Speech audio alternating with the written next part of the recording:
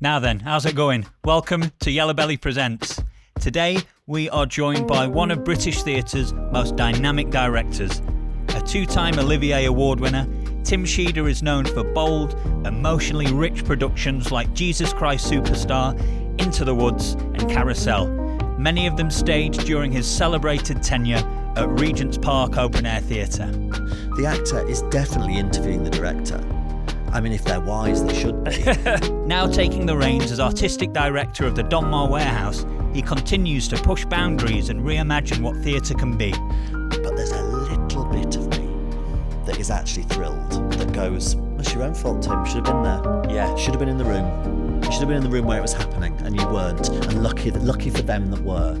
We're thrilled to welcome the brilliant Tim Sheader. Thanks so much for joining us. Tim, all creatives are drawn, at least initially, to one particular art form as their means of self-expression. What was it about directing in particular that drew you in as your form of creative self-expression? I guess it was... That's a good question to start, isn't it? I guess it was theatre before directing. Okay, but yeah. It was directing quite quickly. I didn't come to directing. I knew at 17 I wanted to be a director. I mean, with no knowledge and no real vision.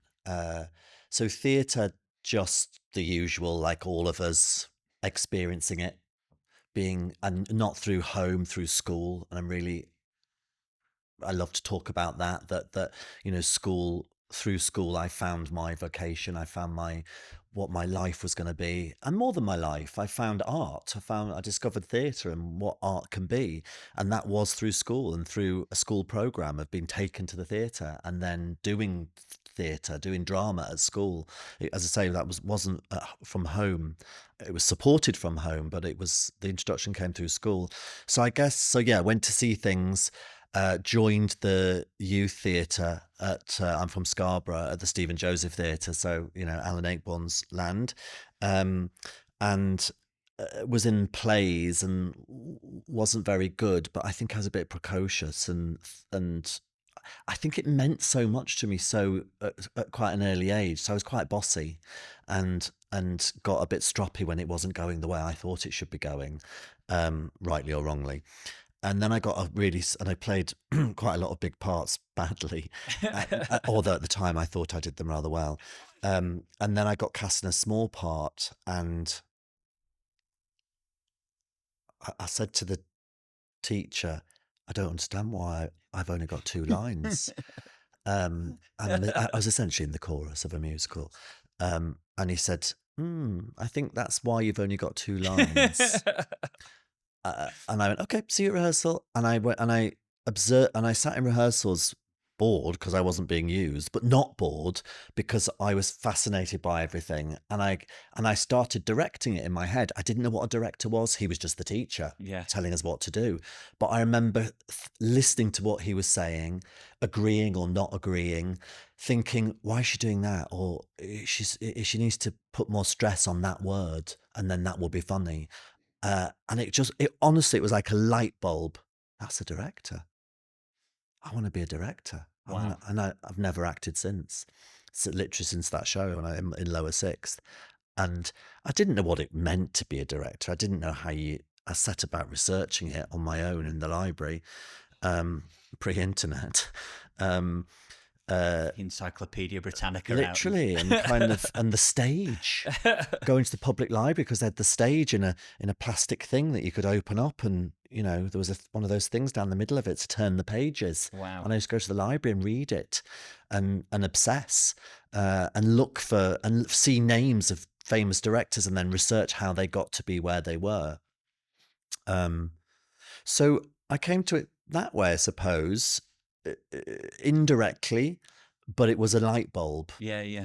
And I can't say I'm a slow burn person. It wasn't immediately I've got vision. I didn't even know what vision was. I just wanted to put on plays and wanted to engage audiences. Yeah. What were your first steps that you made in your career towards becoming a director? Was it assistant first? Well, it was before that, really. It was while I was still so I went to university and did law and French. So even though I knew I wanted to be a director, I'm the only person from my family to go to university. And I wasn't pushed, but I was encouraged to go to do something academic and probably vocational, hence law. And I thought French might make the law a little bit less dry. So when I was at uni, I wrote to people and did some placements. So I went to York one summer and I worked on the bar and I did follow spot to pay for me being in the day watching rehearsals. So I watched rehearsals for a couple of productions. I wrote to John Doyle, who was the artistic director at the time, and he let me into rehearsals. So that was amazing. That's And brilliant. then the following summer I did the same at Scarborough. I crewed. I was absolutely dreadful because I was weedy and didn't know, couldn't lift all the flattage, but I did it so that could pay for me to not have to. I used to work in M&S, so I didn't have to work in M&S. I did that so I could then be in rehearsals. So I was in rehearsals for a couple of shows at Scarborough, and then my third year I was in French law school, and it was time to apply to be solicitor or barrister when we came home, and that's when I said I'm definitely not doing it. I'm just going to try and be a director. And I had met an I met an actor or met actors when I was at Scarborough on this play, and I just went to Spotlight, the old Spotlight, with the photographs, and I looked them up, and I wrote to them, care of their agent, and said, I want to be a director, and I'd got absolutely no idea what to do or any advice. And they wrote back and said, I'm about to do a show at the Orange Tree Theatre in Richmond. They do a trainee director scheme. Why don't you write there? Oh, thanks very much. So I did, and I got an interview and I got the job. So altruism, kindness, support, everything that we're here to talk about. A lot of effort on your part as well. And absolutely, yes. A curiosity and a willingness to put myself out there. And that harnessed with people do believe in you. People do look out for you. People can be kind. Yeah. And not can be, mostly are kind, I think, if they're invited to be. So I got my job at the Orange Tree, and we used to get 50 quid a week. This was 1995-6. And we got £50 a week, which we were called trainee assistant directors, and we rehearsed. We watched rehearsals. I mean, we didn't really speak. We watched rehearsals, and we had to do 2 box office shifts a week included in our 50 quid, and 1 front of house session. Is there a bit of the theatre you haven't worked in? No, wardrobe. I haven't done wardrobe. I've done lighting programming, not programming, operating. I wouldn't know how to program, pressing the go button. Is this a cry for a wardrobe? Is there any wardrobe jobs out there? Tim's looking. I mean, can't even iron my clothes, so unlikely. And I loved it. But again, that opportunity, I'm very fortunate and very privileged to have had that opportunity, because I could, although it was only 50 quid, how did I survive? I guess might be the next question. I survived because I did extra bar shifts and I could sign on, and I could get housing benefit. And then if they were like, oh, you need to go and do a proper job, or we need to send you for some interviews, then I signed off and did a few more bar shifts. And I mean, this was clearly illegal, but the key thing was you could get housing benefit, which wasn't illegal because I was on such a low income. So my rent was paid, which is clearly not a thing anymore. But that allowed me to be in Richmond doing what I wanted to do, being surrounded by great artists that I could learn from and absorb everything, like the building, working with actors. I mean, working's a big word, observing actors, but chatting to actors in the bar, making friends with actors, asking them questions about their process, reading scripts, doing readings, working on the box office, I used to do a Saturday morning shift and chat to the audiences, but also chat to the actors that would come in for the matinee. And, certain ones would come in early, and I'd ask a leading question and pin them to the box office for 20 minutes. So I completely took advantage of what was offered to me, but I was very lucky to be offered that opportunity. And there were 2 of us a year. It was an amazing program. I was just saying before we started, um, at my time, there was Rachel Kavanagh, who used to run Birmingham Rep, Sean Holmes, who used to run Lyric Hammersmith, Associate Artistic Director of the Globe, Dominic Hill, who's the Artistic Director of the SITS, and Natasha Betteridge, who used to be Artistic Director of Northampton Theatres, and James Brining, who's just leaving Leeds Playhouse and going to Edinburgh Lyceum. So Wow. there were lots of people that didn't become artistic directors that went to work in radio or television. It was a really formative place and creative place to be. When you finally found your voice as a director, what did that begin to look like in the rehearsal room? What did your style start to materialize as? I think for a lot of I didn't find my voice for quite a long time. I think that I was led for many years I was simply interested in the text and the actors, and I wasn't really interested in anything else, and just about interpreting text and facilitating actors, creating a space where actors could do their best work. And I wasn't really, vision didn't come into it. It was just that. Yeah. And I guess as I got older and more experienced at that, and being with actors, I started and seeing different things, and confidence, really. I started to think about the bigger picture and started to think about vision and started to think about what I, as the lead artist on that project, wanted to say or wanted to share with an audience. So I guess that started to be about collaborations with other artists, designers, principally playwrights, and working towards a bigger thing than just me and the actors in the room, and interpretation. And I guess a gradual journey towards this production is going to say something. This production is a piece of art in itself. Yeah. The play will survive. The play will go on and be direct. Whatever I do to this play is for this production, and we are creative artists that are making this production, of which the play is part of it.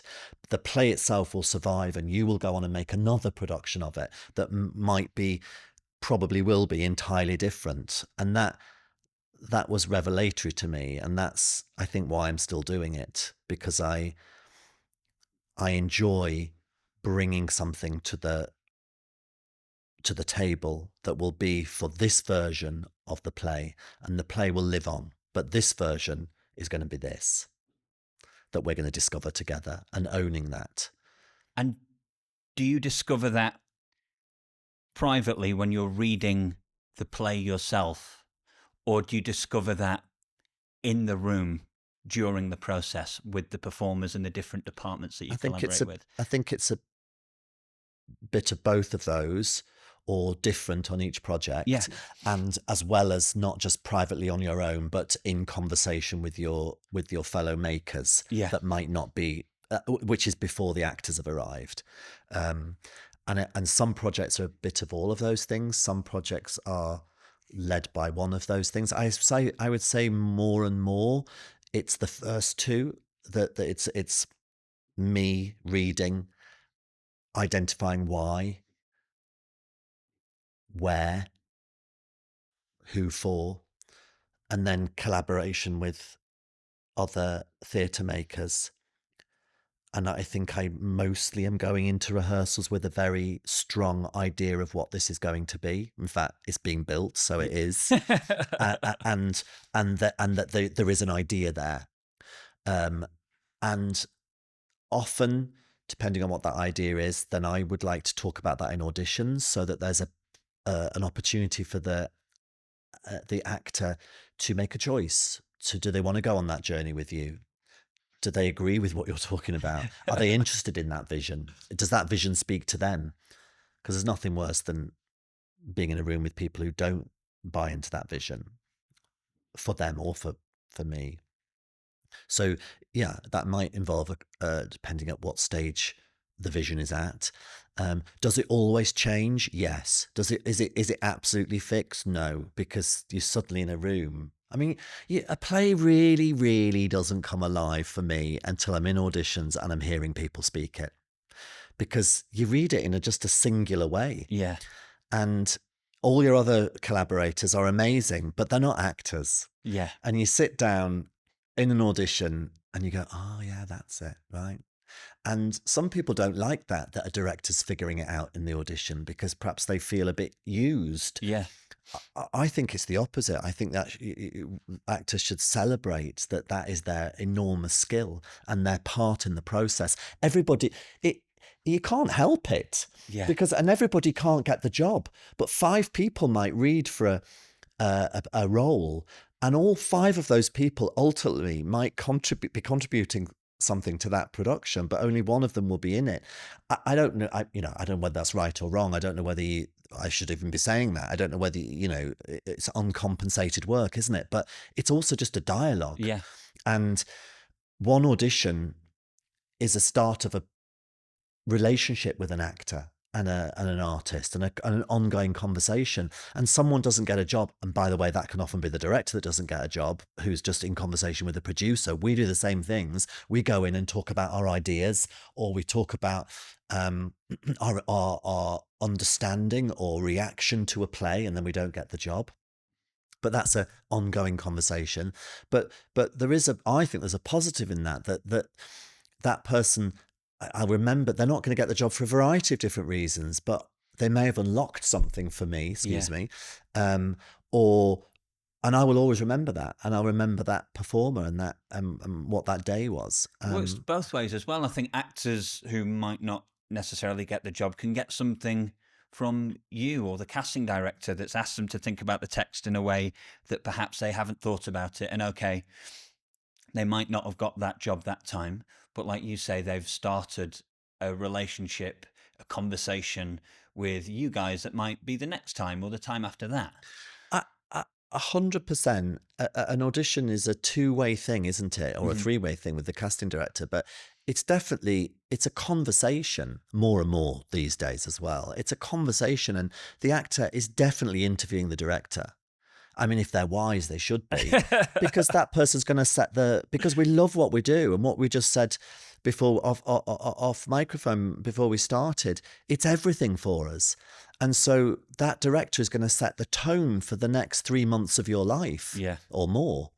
Why would you not want to get the most out of that 20 minutes, half an hour to go, do I want that in my life for the next 3 months? Is that going to be creative? Is it going to be safe? Is it going to be healthy? Is it going to be happy? Is it going to be stressful for me right now? And that's really important. I definitely.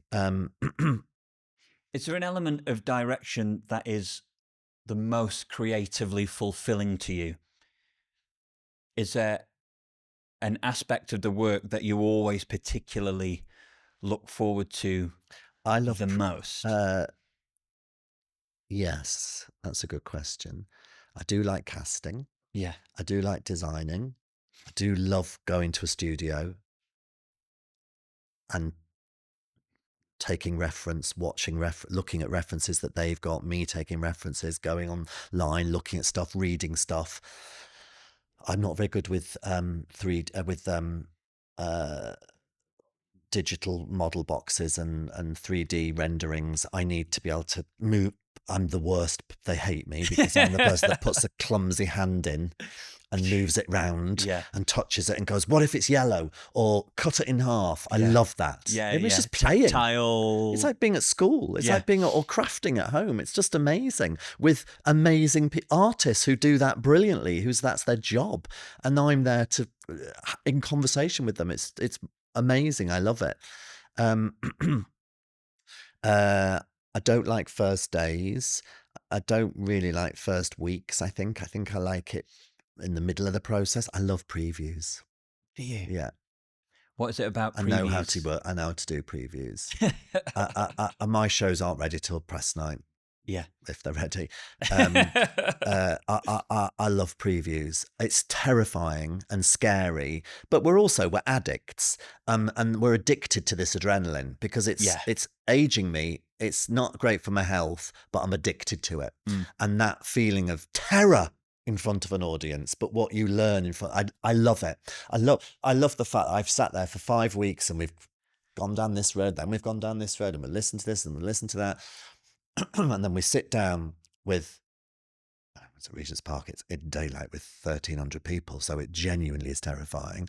It's a little bit less terrifying with 250 people in the dark at the Donmar. But, and then you hear the play through other people's ears and you see the play.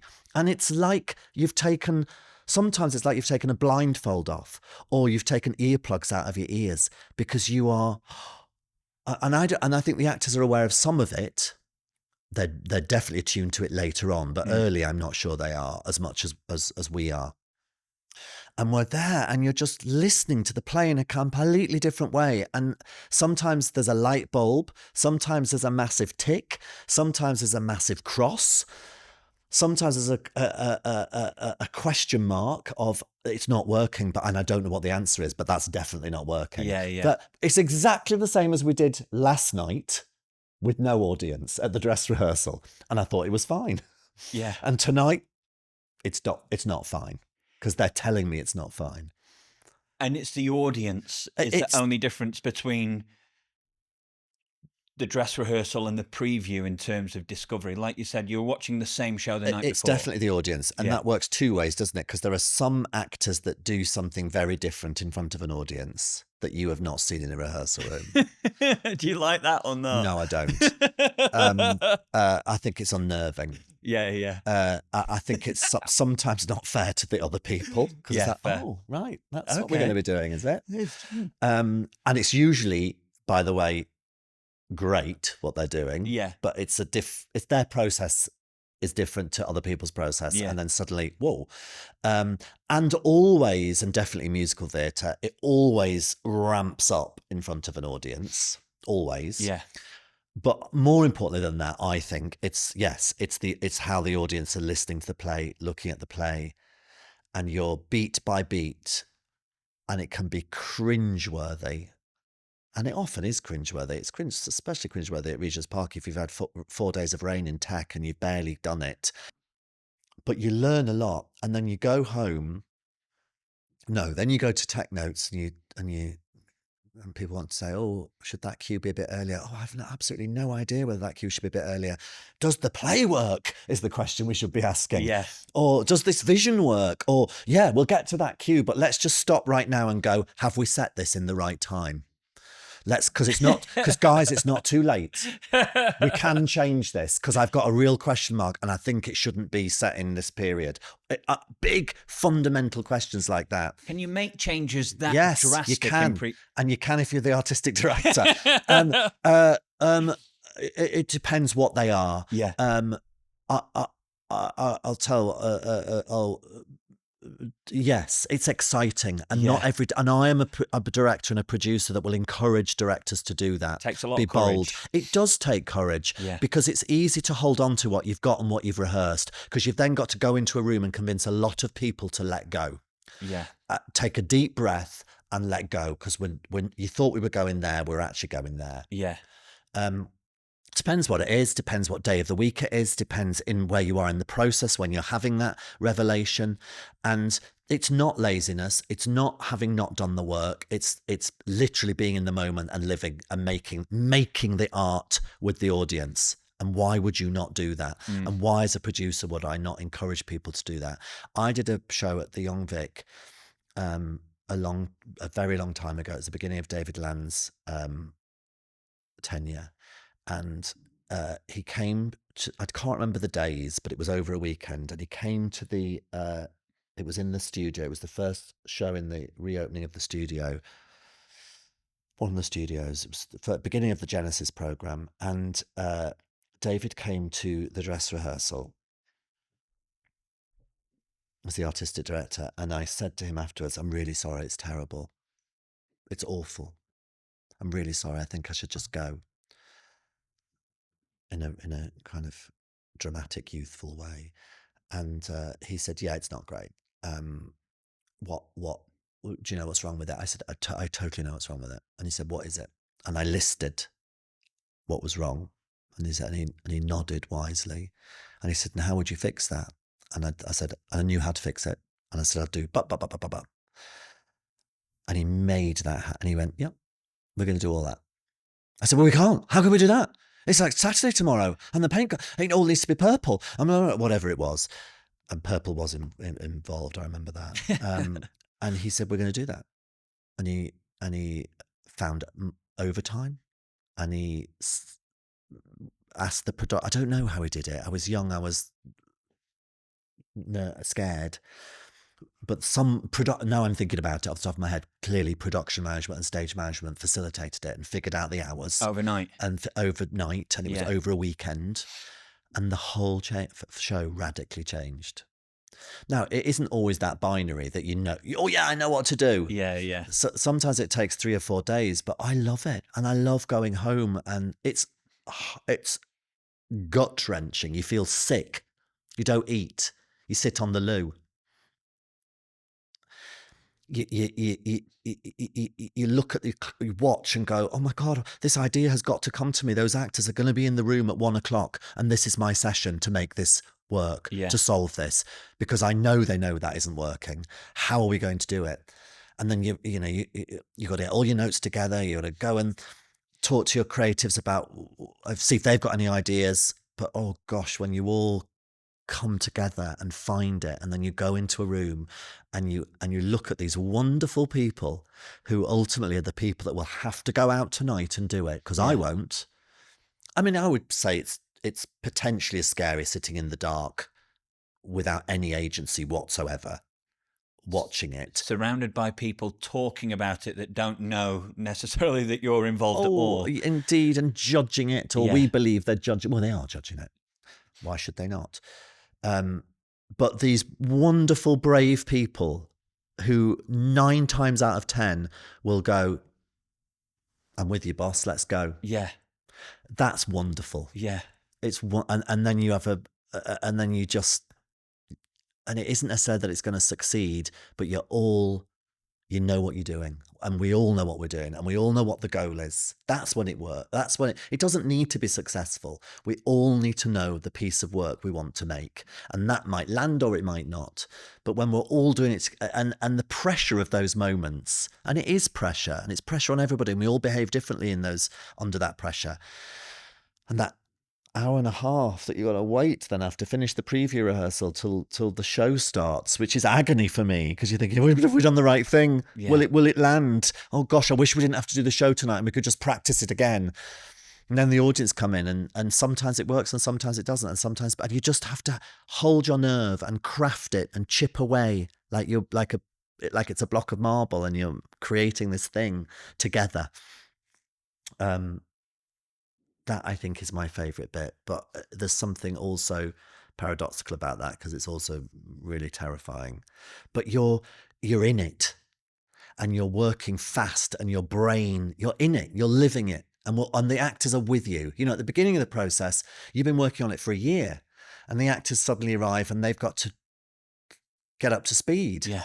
But by the time you're in preview, and that's the other thing about preview, the gift and the challenge of the director, is to start to just, while you're still making it, start to just pass it over and go, it belongs to you. Yeah. And when you see actors crafting the direction,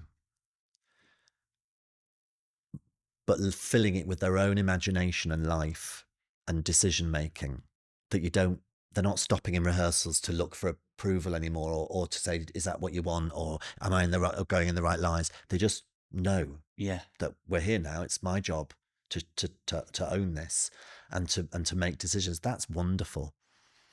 I can tell you're a storyteller. I'm on the edge of my seat. I feel like I'm watching Mission Impossible or something. It's unbelievable. Well, it is that, isn't it? Storytelling. We're all telling a story. All we're doing is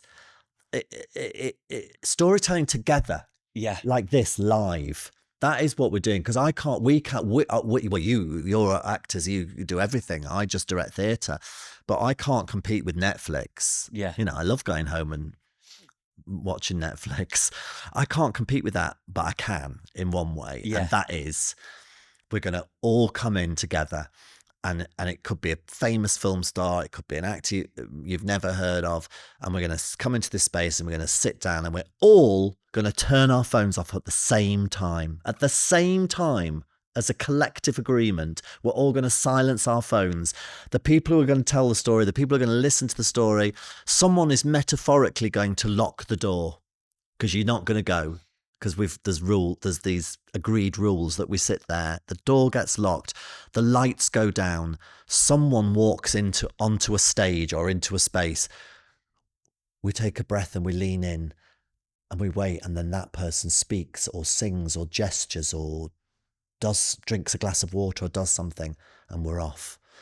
And for 90 minutes, 2 hours, we share a story together in that room, in that space. And no one again will experience that, because tomorrow will be different. Tomorrow at Regent's Park, where I worked for a long time, clearly it's very different because we've got the weather and etc. But anywhere, it will be different tomorrow. Yeah. It will be different from a matinee to an evening because of what's gone on in the dressing rooms, because of what's gone on in the world before we come and take our seats. To do with the mood, what we ate, what the actors ate between shows. It will affect what conversation they had with each other. I'm thinking about something that's gone on this week at the Don Mar, which will definitely have affected how they played the show. And so that it's unique. A piece of art lived for those 250 the Don Mar, those 251 people that night. And like, I've got poppies in my little garden. And I go out every morning now in poppy season, and one day it's like that. And literally the next day or 2 days later, its petals are on the floor and it's just a husk. That's theatre. It blooms, it blossoms, it lives fully and extravagantly for that night. And then it's gone. Yes, it'll be back tomorrow, but in a slightly different form. And then after 3 months or 3 weeks or however, unless it's a big West End show, like that poppy, it's extinguished and it will never be again. I love that. Yeah. I love the fact, for the little bits of work that I've got on celluloid that people can see, I don't want them to see it. I definitely don't want to see it. It's gone. Yeah. You described in your beautiful description of the creative process of making a play just then, you described it as like chipping away at a block of marble. And it reminded me of a story I heard of the greatest sculptor of all time, Michelangelo. He revolutionized sculpture, but he was the first person to approach a block of marble without a pre-existing idea. So before that, someone would say, I'm going to make the god Apollo, or I am going to make Jesus, or whatever they intended to make. Michelangelo was the first person to stand in front of his giant block of Carrara marble, and the marble would tell him what it wanted to be. And that's kind of the same way you were describing rehearsals and previews. Initially, you're the parent of the piece. It doesn't have a voice, it can't speak, it can't walk yet. But there comes a point when the piece is alive enough to start talking to you, and it's telling you it's not in the right time, or it's telling you it's exactly where it needs to be, and to listen to that. And ultimately, the creative process is never something we can ever put our finger on. It's got this mystery to it still, which is probably why it's so exciting and intoxicating. And I think that's right. Us back. Yeah. I mean, to have that level of imagination, though, that you can just stand in front of that block of, and skill. Yeah, but first of all, imagination, then this ridiculous skill that you can do that out of that block of solidity, but the imagination that you can just stand there and take a deep breath and start is kind of brilliant. I don't have that at all. Well, in a different way, like you say, you've developed skill over hard work and time and curiosity, persistence, and then once you've gained the skill, then you can start to chip away, right? I've definitely developed skill for sure. I was not trained. Yeah. Unlike a lot of the younger directors now, there wasn't very director training when I was around in this country. Yeah. Clearly there was in others. So I'm not trained. So I'm a bit of a charlatan, but I've definitely amassed some skills along the way. And I think one of those skills is to figure out what I need to do for that particular rehearsal. And I mean specifically rehearsal. I don't mean that show. I mean that rehearsal. So that my skill might need to be that I bring into the room a very clear, precise pattern of what it's going to look like. Yeah. That I can say to you where you need to be at any given time in this scene, and what you need to be thinking, and what we need to achieve. And it just might require that. And if you don't bring that into the room, there's chaos, and people are going, is there going to be any direction? You know, that we need that it's needed. Yeah. And other days on the same show, what might be needed is to go in like Michelangelo and just go, what should we do with this scene then? And it's knowing that and that can be in the same. I know that happened on the last show that I directed. That some scenes I absolutely needed to go in and go, get hold of. We've got a lot to achieve between now and 1:30. We've got to stage this thing with 16 people, and it never stops moving. Hold on, because I know what we're doing. Yeah. And other where we go, right, what's this then? And that's both are wonderful. Yeah.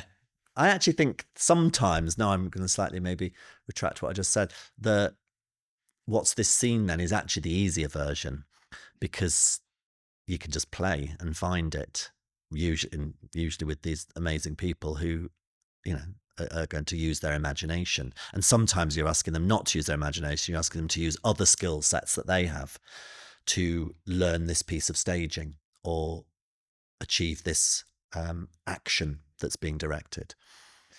So in 2007, you became the artistic director of the Regent's Park Open Air Theatre.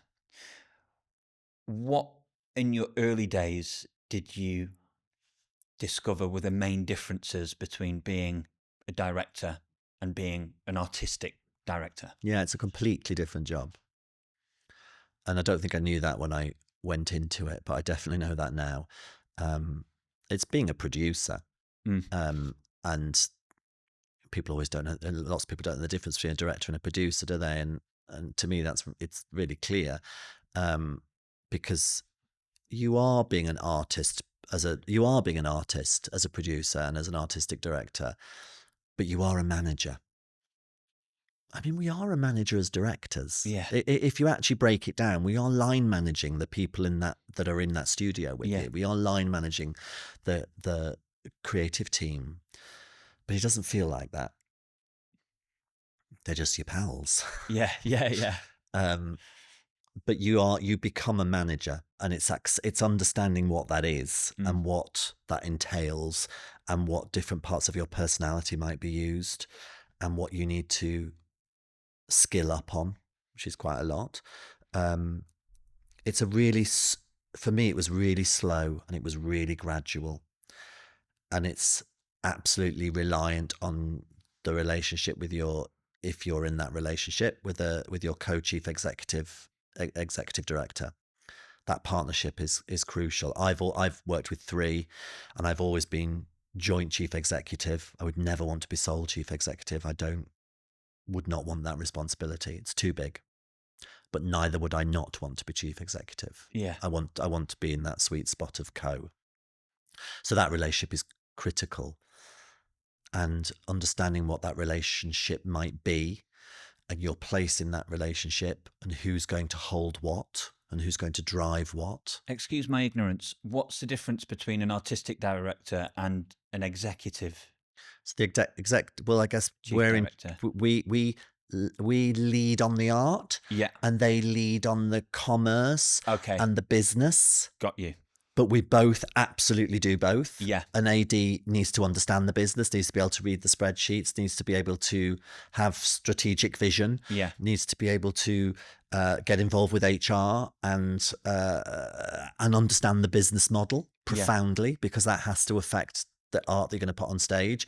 But they also need to understand, they need to read the plays, they need to know the artists, they need to know the idiosyncrasies of the various lead creatives that we're engaging. So it really is symbiotic. That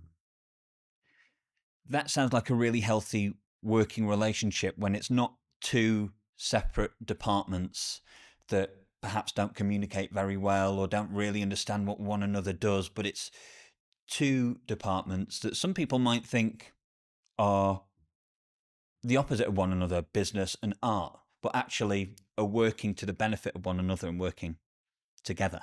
That's when it sounds to me like a theatre, a building, or any artistic organisation for that matter will be working best. Totally. I have to have an eye on the business model. Yeah. And the business model for Regent's Park and the Donmar are very different. I have to contribute to that. Otherwise, it's reckless. Yeah. And it's reckless with, I haven't worked in a national portfolio organisation, but it's reckless with taxpayers' money, if not. It's reckless with it's reckless with where that money is coming from. And it isn't just coming from ticket sales in any organisation. So you have a responsibility towards the people that are supporting, and you have a responsibility towards making sure that the right art is being made in the right way, so that the freelancers are being employed successfully. I think it took me a few years to understand that.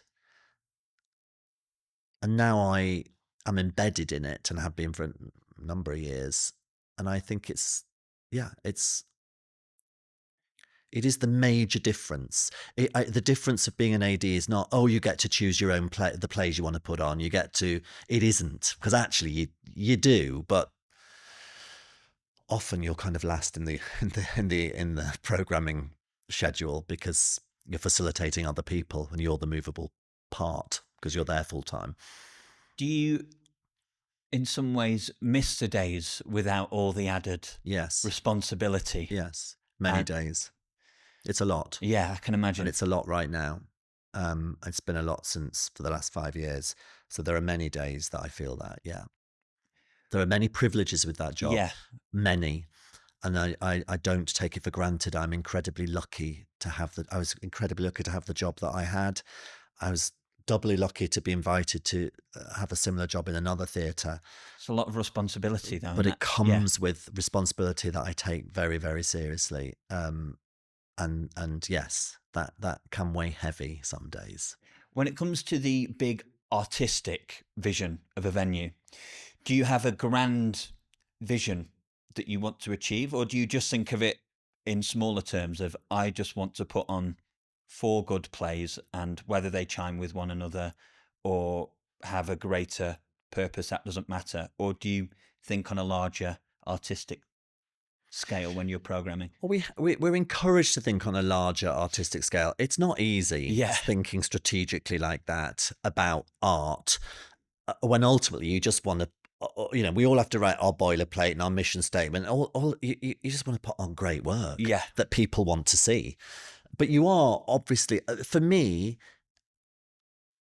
and this is maybe a little controversial, for me, the center of the vision is the audience. And I think the audience can often get forgotten. And we can often, and some artistic directors want to center the artist. And actually, right now, I want to center the audience. So that is the starting point. Who is that audience? Who do we want that audience to be? How do we develop that audience? What that audience might want to see? What that audience might be tempted to see? Balancing right now and kind of my job right now is finding some levity in the program, because there's a lot of serious pieces of work, and trying to find some humor and an invitation for an audience to laugh. So yeah, to me, think that audiences, well, I don't think they are. I know audiences are diminishing. Um, so I do think about audience sustainability and development of audience and growth of audience. And what else, though, in terms of that? And then I guess you start to think about the breadth of the artists that you're inviting in, and representation, and always with an eye on what the audience want to see or might enjoy. So when you get to the Donmar on day one and you're thinking, what can I do? What can I put on? You were thinking less in terms of what's my grand vision? What do I want to see? And more in terms of who is the Donmar's audience? What might they want to see? Yes, and or who might I want the Donmar audience to be, and what might they want to see? Yeah, yeah. We're talking, I'm at the moment saying that the Donmar is a place where anyone who's passionate or curious about seriously good theatre might want to come. Yeah. So they're two different things. You can be passionate about it, or you might just be curious about it. You don't really know anything about it, but you're going to see seriously good theatre, and that's obviously subjective. So internally, we've been working on some metrics around what that might be, how we judge what seriously good theatre is. And that isn't just, what it might be. It might be to do with its impact. It might be to do with its quality. It might be to do with who made it. It might be to do with who saw it, who we developed. It's lots of, we're asking ourselves many questions to define what seriously good theatre means. When you're at the Regent's Park, such a successful and incredibly long tenure, I think you just over tripled the amount of audience while you were there. Sorry, revenue. Do you reflect on those successes, or is it always what's the next thing, the next project? I don't think any of us reflect enough, actually. Those of us that are fortunate enough to be working regularly. What's interesting is so the short answer is no, because partly because, as I've said, and I do believe in this, but I genuinely believe in this, and I think this is probably why we don't. It's ephemeral. It's gone. It's dead. It's literally dead.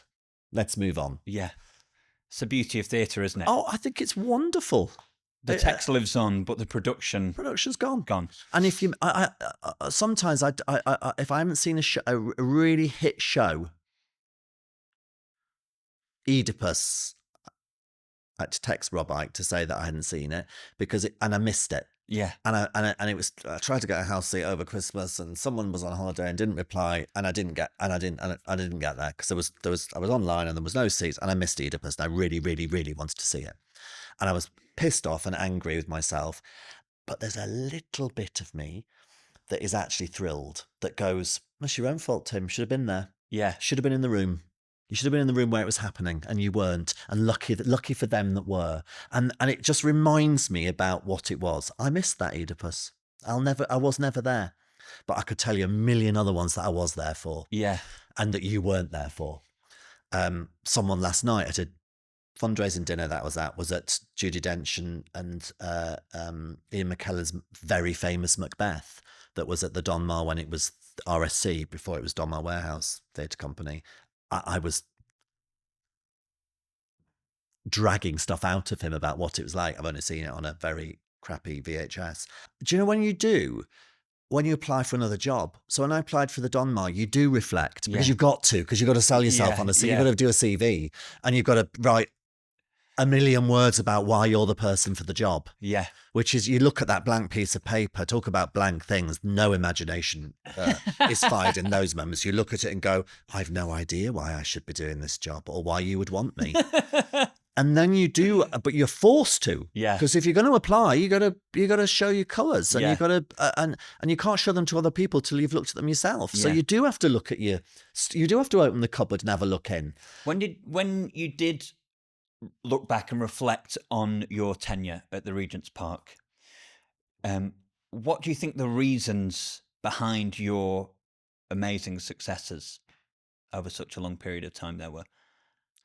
Um, I don't necessarily look back and see what you see or what you've said there, but I know what I look at, and I know that I look at full houses Yeah. and I look at joy and people having a great time and people coming and communing together in the daylight. 1,300 people, and most shows have to be budgeted to be about, well, that musical every year has to be 1,300 people and a returns queue. That's the budget. That's what that needs to do. So it's not like, oh great, it's sold out. It needs to sell out. Yeah, And there needs to be people waiting for a ticket. Yeah. But some of the other plays need to do only 700, 600, 1,000. But when you see that amount of people, and we did regularly, that's joyful. When you sit there on a Sunday afternoon and it's Shakespeare for families, primary Shakespeare we used to call it internally, because it was primary schools in the week and families at the weekend, and it's full on a sunny Sunday afternoon or a rainy Sunday afternoon, that is joyous. It's the business model. Yeah. It was about identifying what that business model was. When you can, from the money you've made from an Andrew Lloyd Webber musical that's going around the world, commission and put on stage 3 or 4 new pieces of work. They're not new pieces of work that we do at the Donmar that are, Mike Bartlett or Anya Reese doing a brand new play from scratch. They are adaptations, but it's employing a living playwright and a director to do an interpretation of some existing IP. But you're paying, as opposed to doing Shakespeare or something out of copyright, or paying more money to dead musical theatre writers, and that only has to pay to 600 people as opposed to 1,300 people. That's a job well done. And we're back to business model. That money that is coming in from that show is paying for that. That's great. Yeah. There was no new work when I arrived in the theatre, none whatsoever. When I left, I think there were 3 in that programme. Wow. In the last year. And the musicals help to pay for the new work that you want to... And particularly if they've got a commercial life. Yeah. Fiddle on the Roof was the last musical I programme there, opened at the Barbican this week. Yeah, wonderful music. That's going on a big tour. That'll hopefully bring money in. That will, allow them to do more work. What's your vision for the Donmar going forward, and how is that different to the vision you had for the Regent's Park open air? Oh, that's such a big question. That I'm not sure I know the answer to. I'm going to say what I'm really enjoying. What I'm really enjoying is, I want it full. Yeah. Again, it has to be full, and it should be full. It's 251 seats, but you've still got to make work that people want to see. I want to make work that people want to see. I want to make work that lots of different types of people want to see. So it doesn't need to be 6 shows that the same group of people come to over a year. It doesn't matter if you choose to come to that one and someone entirely different chooses to come to that one. You're invited to all of them, but you don't have to. Those days are gone, where it was one homogenous audience that saw everything in a repertory theatre. Every week, not my lifetime, not that old. Every 2 weeks, every 3 weeks, every 4 weeks, I think I was, when I was working in rep. It was every 4 weeks, and what will be at the Donmar, it's every 8 weeks. But it doesn't need to be the same audience. It can be lots of different people. So you can do lots of different shows that attract different people who can dip in and dip out. And I think that's great. It's hard. Yeah. It's hard to sustain that. It's nerve-wracking. It's easier to just play to that group of people, your loyal people. So that challenge is high on the agenda.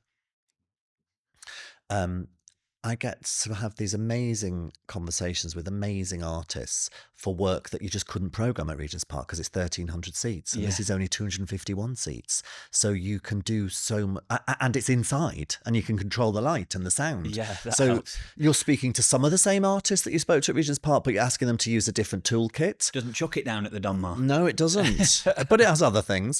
And there were many times when it chucked it down at Regent's Park, and they were glorious nights. I can imagine. Many of I remember watching the last scene of The Crucible in the rain, or watching Jesus get crucified in the rain. Wow. I mean, just who wants to see it indoors after that? Yeah. But I'm also meeting a whole different set of artists who what I'm enjoying most about talking to those artists is new work, is stuff that is in our that we're living and breathing, plays that are about things that we're experiencing or we're seeing or we're living alongside. I didn't do that at Regent's Park. It was about big known IP that you could experience on that wonderful stage outside. This is a bit more relevant. It's about a lot of the work can be about things that are happening to us, and that's really exciting. And even whether those plays get on stage or not, I'm reading them on a daily basis, and that's wonderful to be in that pool with other producers and artistic directors reading that stuff. That's very exciting. We are in rehearsal right now for a schools tour, which is really exciting. Is that the Don Mars first schools tour? Is that... No, it's the 4th. Crikey, yeah, done a few. Yeah, this one is by Eve Lee, and it's a version of Frankenstein that goes into schools next week. That's exciting. Continuing that work and figuring out how best to use our resources to engage younger kids creatively. Yeah, that need is growing, obviously. Where on subsidised theatre, we don't have to do that work. I want us to do that work. I want us to have our civic responsibility that we all have as artists, but how honing that work so that it reaches the right people in the best way, not in a really bespoke, impactful way, not in a volume way. How can we change? It doesn't need to be millions of lives. Yeah. How can we change those few lives? But back to that kind of bespokeness of the event. Yeah. So we're coming to the end of today's podcast. Tim, thank you so much for being here with us. Of course, I've enjoyed it. Such an amazing conversation. I could natter to you all day. But if I may, I'd like to end on one final question, which is if you could tell one story, direct one piece of theatre that you haven't directed yet. Could be a film, could be an album, could be a play that you haven't directed. What would that be?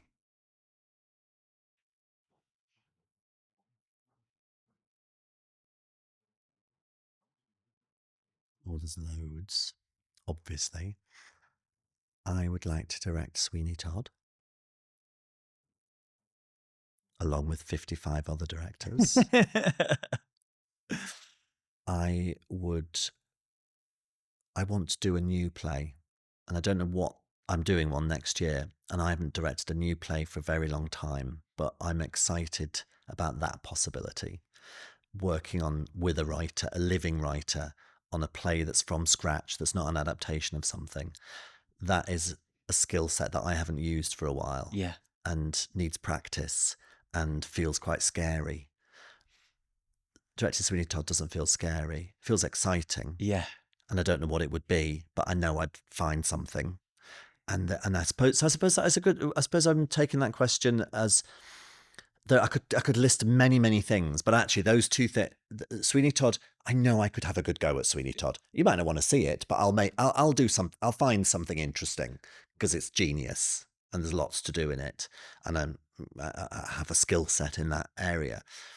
But I also want to keep this back to this adrenaline fear thing.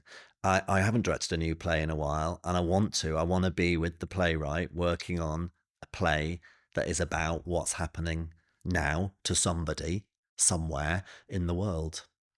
I think that's a beautiful answer. I think it's reflective of two sides of your creative life. Brilliant, thrilling, big name musicals, and also new work that no one's got their fingerprints on yet, that perhaps are more responsive to and reflective of modern life. Yeah, and I feel incredibly privileged and want to own that privilege right now to be able to sit here with the possibility of both of those things happening. Yeah. That's wonderful. And I know how lucky I am, and I don't take it for granted, and it won't last forever. Privilege earned, though, as well. Tim Sheader, thank you so much. Thank you. Thanks so much for listening, we really appreciate it. You don't have to, but if you fancied it, give us a follow. Lots of love, and we'll see you on the next one.